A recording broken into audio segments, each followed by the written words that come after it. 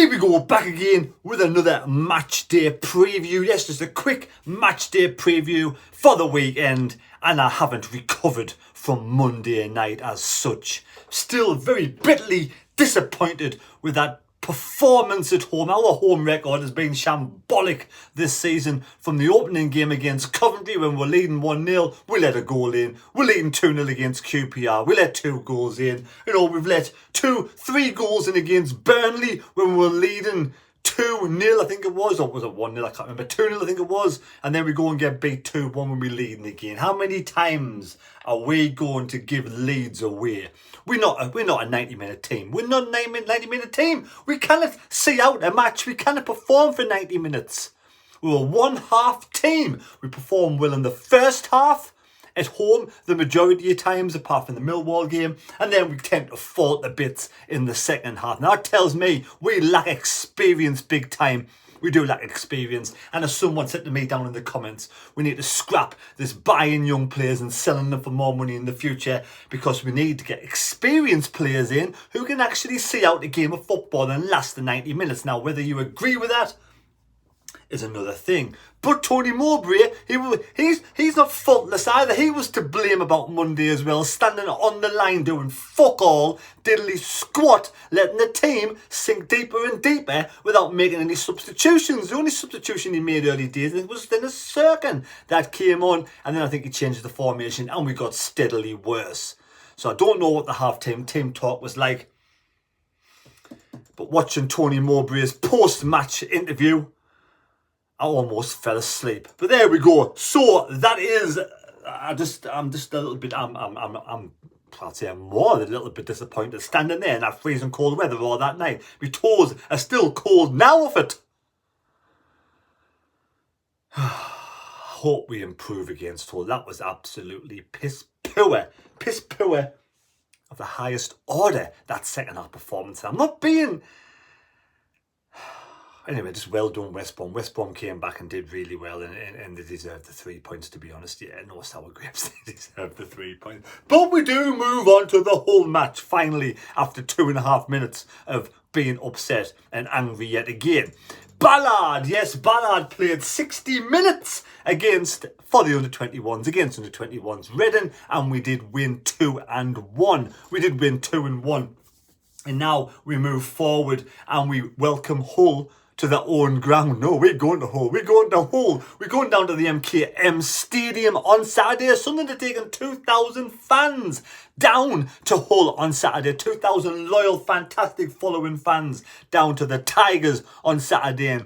And Hull have been founded or formed? Formed or founded, right? Between founded in 1904 and the ground, the MKM Stadium, opened in 2002 after breaking ground in 2000. 25,800 or 500 people can actually get into that stadium. And like I said before, alluded to before, it's going to be a bumper crowd, and 2,000 Sunderland fans will be going down there. Now, Liam Rossinia, 38-year-old blokey, is in charge of Hull City. Now, he was Wayne Rooney's sidekick at Derby, wasn't he? That was it. He was a fullback.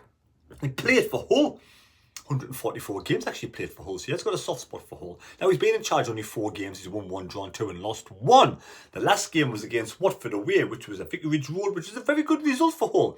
A very good result indeed. Because they had a bit of a break and they played, was it Trabzonspor? Yeah, so they drew 1 apiece and they played Istanbul, somebody, and that was drew with 1 apiece in that international break. So they had a bit of a break and they've had a couple of draws, a couple of friendlies. But before that, they got beaten of Reading 2-1. They beat Cardiff 3-2, which was a good away result. They drew against Millwall 0 apiece, but they got lost to Borough. So Borough beat them. Borough now on the same point as Sunderland. Same games played. And Borough did beat Hull 3-1. Now, one of their players who I think is going to be a decent player over the period of time is Dimitros Pelkas from Greek. Yes, he's Greek. He's played 15 games. He scored 2 goals. And he's a Greek international. Now, head-to-heads against Hull. we've done quite well. We've won 22, we've drawn 9, lost 15, but last time we won Hull was back in 2018 when I think it was Asoro scored the winning goal to win 1-0. That was the last time we played Hull. Now the Tigers, I said, are in 21st place. They're out the relegation zone. They've won 7, drawn 4, lost 11 with 0 plus or minus goal difference. Where Sunderland are in 11th with 10 points. We're 10 places. I mean, that's how close it is. It's almost Christmas. We're 10 places above Hull, and there's only 5.6 points in it. 6 points in it. We've won 8, drawn 6, and lost 8. Sunderland. We've scored 30, let 25, so plus 30. And we seem to be more of a away team. We do seem to play better away from home for whatever reason. Now, I kind of get that second half performance out of my mind on Monday. I kind of get up my mind how poor we were. We just let that slip. We let the 3 points go. Why did we think we could just sit back, soak up the pressure and get the result? Anyway, team news. Right, before we get the team news, let's move on to the shirts. Now, we'll be doing the draw for the Brazil shirt on Saturday's live stream, Hull versus Sunderland. I will be doing the draw for the Brazil shirt at 2:30. And names are into the Brazil shirt as Dortmund was the only correct score against West Brom, 2-1. We have George Brown, we have Death Knell, we have Alan Kennelly, we have Bo Ramsey, and we have Ian Parker will all be going into the hat for the Brazil shirt on Saturday, and I will be doing the draw for the England shirt at the end of this video. And now, before we get the team news, let's chat about Ross Stewart. I've had 1 or 2 people who have contacted the club apparently have messaged me saying that Ross Stewart is going to be sold to either Blackburn or Middlesbrough in the January transfer window. And now, I do not know whether to believe them rumours or not, but my source, Tomato Ketchup, has said this. Now, this does not seem to allude to a selling of Ross Stewart. This is the situation with Ross Stewart at this moment in time. Apparently, he picked up a bit of a niggle in another 90-minute game he played a few days ago. Staff just feel there's no need to rush him back, especially as a busy period is upon us, and there will be plenty of opportunities to ease him in. I'd imagine it would be a few weeks before we see Stewart playing back-to-back games. That is the up-to-date news on Ross Stewart. Now they want to ease him in. Wouldn't it have made sense to have him on the bench against West Brom? Or did Tony Mowbray take West Brom lightly, thinking we can easily push West Brom the bottom 3? We can take the West Brom and we don't need Ross Stewart to do it. Now, a Ross Stewart on the bench, come off 15 minutes to go, possibly might have had a little bit of impact in that game. We could have gotten something out of it. We basically thrown away 3 points against West Brom. But if it is a little bit too soon for Ross Stewart, he may have got injured in those conditions, those cold, horrible conditions on Monday night. It's going to be a little bit warmer against Hull. Will he be risked on the bench against Hull, or will he not? For me, if he's not on the bench against Hull, we're going to sell him. That's just what I feel. I think if he's not on the bench against Hull, I can't see him starting a game. For me, he's going to be sold. If he's on the bench against Hull, then it's like what they say, he's not ready yet and they're getting him back slowly. But I have 1 or 2 people banging on the door saying he is going to be sold. And then obviously, me tried and trusted source, I'm not sure whether they would say or not if he's going to be sold, because that's a little bit too close.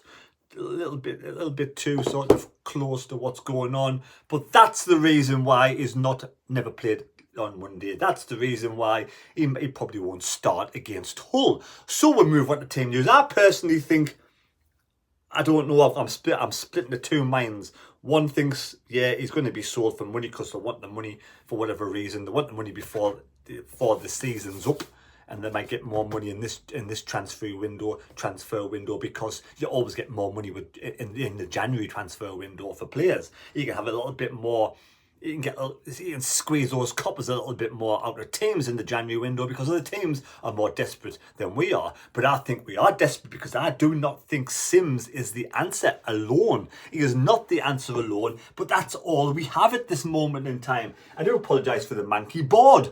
Well, so there we have it. I think we should go back to a back five personally. I don't think a flat back four, for whatever reason, I don't know. I want a clean sheet. We need a clean sheet. We need to go back to getting clean sheets. I thought the Millwall game, I think we got away with that one. I do think we got away with that one. And I think that if we do play a flat back four against the likes of Hull, we might suffer. But just my opinion. I'm going to go for five at the back. I'm going to go for Bailey right. Bing Bailey right back. He's come back from the World Cup and he's biting, chomping at the bit in his training. So for me, Bailey right must be fit. I would bring Bailey right back with Danny Bart and Alessi as the three centre backs. Right, Luke 9 for me. Give him a rest for a match or two, because I think we need to get back to having defenders in the correct positions. That's just my opinion. Gooch as right back. Again, in the January transfer window, we need to go out there and buy a bloody right back that's acceptable with experience to play in this league. Left back, Dennis Serkin over Clark. And then as the half goes on, later on, maybe start Clark. I don't know. I just think Dennis Serkin, I just like that bit more stability helping out Alessi in the first half of the match. I want to see us make sure we get that clean sheet. Evans and Neil in the middle, Ahmad and Pritchard and Sims. That's 1, 2, 3, 4, 5, 6, 7, 8, 9.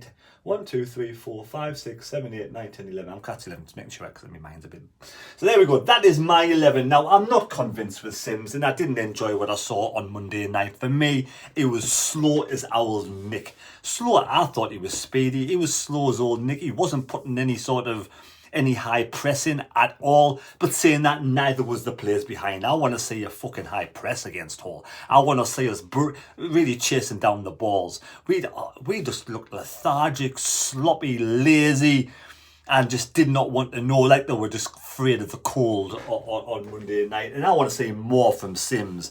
I just don't think he's an out-and-out goal scorer. Personally, I just don't think he's an out-and-out goal scorer. I think he needs someone like Ross Stewart alongside. He needs someone like Ross Stewart for me to bring out the best, to complement each other.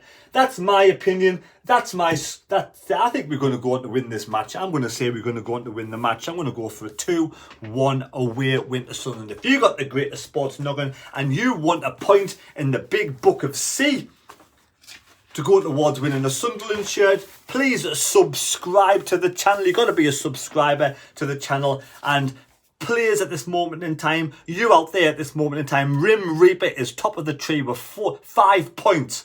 Chris Wilkins, Liam Nichol, Paul Crampton, Angelic Skin 77, Astronaut Cosplayer, David Newell, Mick Griffiths, Alan Dixon, and also Ron Loudon all have 4. And there's loads of other people. And so you want to get your score prediction down in the comment section. Now we're going to do the live draw for the England hat. So bear with me. England shirt, who we say.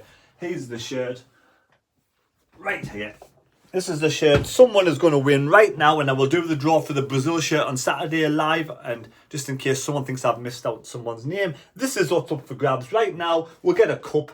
I've got plenty over here. Let's find a cup. Let's get a big.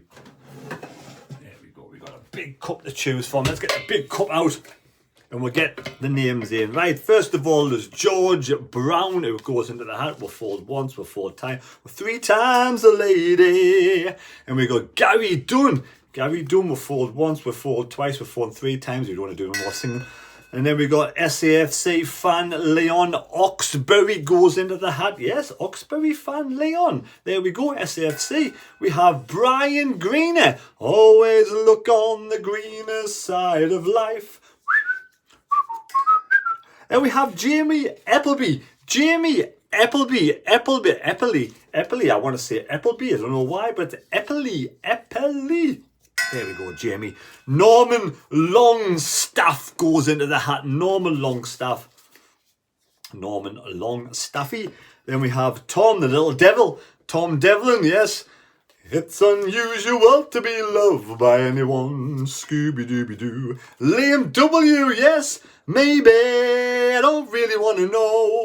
what the farmer grows, and we'll put that in the hat. And there's Edward Charlton yesterday, and let give away the hat. And he's back in again. He's a good bloke. I tell you what it is. If he wins this England shirt, he's on a roll, isn't he?